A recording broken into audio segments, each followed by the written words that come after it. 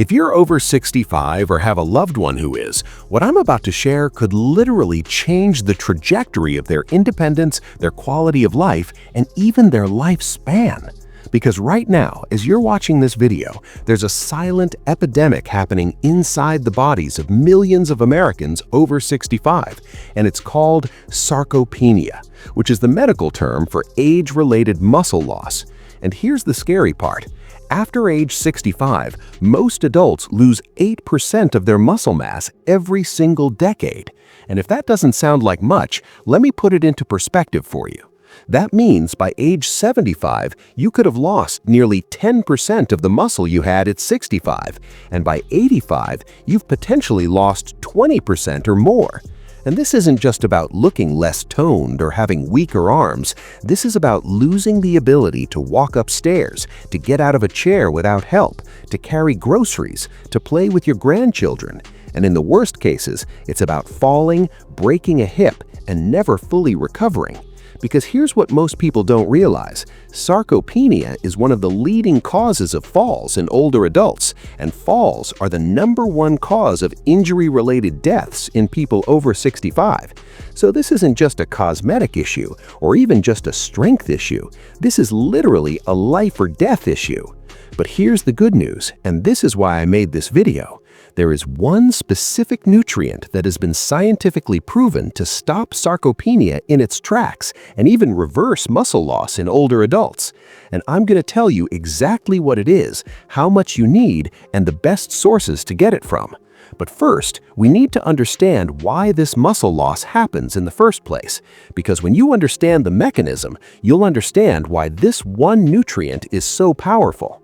So let's talk about what's actually happening inside your body after age 65, and there are several factors at play here.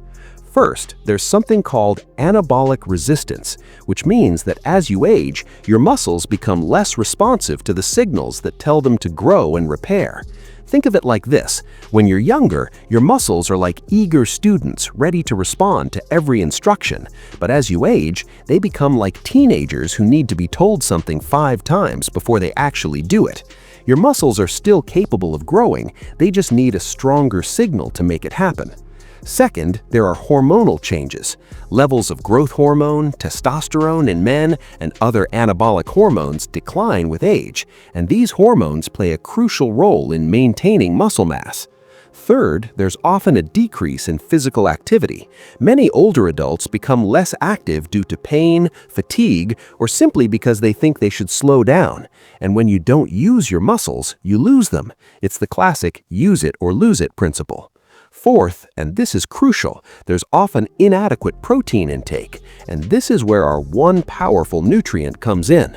But before I reveal what it is, let me tell you about what happens when sarcopenia progresses unchecked, because understanding the consequences will motivate you to take action today. Not tomorrow, not next week, but today. When you lose muscle mass, several devastating things happen. First, your metabolism slows down because muscle is metabolically active tissue, meaning it burns calories even when you're at rest. So when you lose muscle, you burn fewer calories, which makes it easier to gain fat. And this creates a vicious cycle where you're losing muscle and gaining fat at the same time, a condition called sarcopenic obesity, which is even more dangerous than sarcopenia alone. Second, your blood sugar regulation gets worse because muscle is the primary site where your body stores glucose. Less muscle means less capacity to handle blood sugar, which increases your risk of type 2 diabetes. Third, your bones become weaker because the mechanical stress that muscles place on bones is actually what keeps bones strong. So when muscles shrink, bones lose that stimulation and become more fragile, increasing your risk of osteoporosis and fractures. Fourth, your balance and coordination deteriorate because weak muscles can't stabilize your joints as effectively, making falls much more likely. And fifth, your independence erodes because eventually simple daily tasks become challenging or impossible, and you may need assistance with basic activities of living, which is one of the biggest fears people have as they age, losing their independence and becoming a burden on their families. Now here's where it gets really interesting, because researchers have known about sarcopenia for decades, but what they've discovered more recently is that there's one specific nutrient that addresses the root cause of muscle loss in older adults, and that nutrient is protein. But not just any protein and not just any amount. What matters is getting enough of a specific amino acid called leucine, which is one of the building blocks of protein. And here's why leucine is so critical. Leucine is what scientists call the trigger amino acid. It's the signal that tells your muscles to start the process of building new muscle tissue. Remember that anabolic resistance I mentioned earlier, where older muscles need a stronger signal to respond? Well, leucine is that stronger signal. It's like turning up the volume on the muscle-building message so that even resistant older muscles can hear it loud and clear.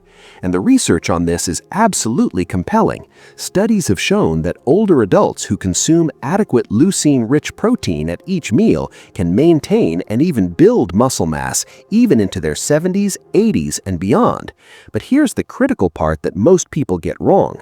It's not just about total daily protein intake. It's about getting enough leucine at each meal, because the muscle-building response to leucine is what's called a threshold phenomenon, meaning you need to hit a certain minimum amount to trigger the response.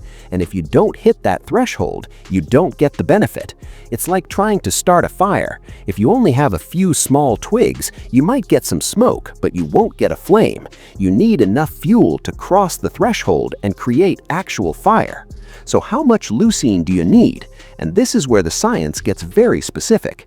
Research suggests that older adults need approximately 2.5 to 3 grams of leucine per meal to maximally stimulate muscle protein synthesis.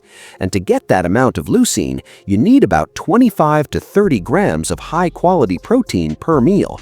Now that's significantly more than what most older adults are currently consuming. And here's another critical point. You need to distribute this protein throughout the day, not just have one big protein-heavy meal, because that muscle-building response to leucine happens over a few hours, and then it stops. So if you eat all your protein at dinner, you're only stimulating muscle building once per day. But if you spread it across breakfast, lunch, and dinner, you're stimulating muscle building 3 times per day, which means 3 times the muscle maintenance and growth. And this is exactly what the research shows. Older adults who consume protein evenly distributed across 3 meals maintain more muscle mass than those who consume the same amount of protein but concentrated in 1 or 2 meals. Now let's talk about the best sources of leucine-rich protein, because not all protein sources are created equal when it comes to leucine content. Animal-based proteins are generally the richest sources of leucine. For example, a 3-ounce serving of chicken breast contains about 2.5 grams of leucine. A 3-ounce serving of lean beef contains about 2.4 grams. A 3-ounce serving of salmon contains about 2.2 grams. Eggs are also excellent sources, with each large egg containing about 0.5 grams of leucine, so a 3-egg omelet would give you about 1.5 grams. Dairy products are particularly good sources of leucine, with 1 cup of Greek yogurt containing about 2.5 grams of leucine. And this is why many researchers recommend dairy products for older adults, because they're not only rich in leucine, but also easy to consume and digest. Now, if you're plant-based or vegetarian, you can still get adequate leucine, but you need to be more strategic. Soy products are the best plant-based sources, with 1 cup of cooked soybeans containing about 2.3 grams of leucine, and a cup of tofu containing about 1.8 grams. Other plant proteins like beans, lentils, and quinoa contain leucine in lower amounts, so you'd need to eat larger portions to reach that 2.5 to 3 gram threshold. And this is where some older adults might consider leucine supplements or protein powders, especially whey protein, which is extremely rich in leucine.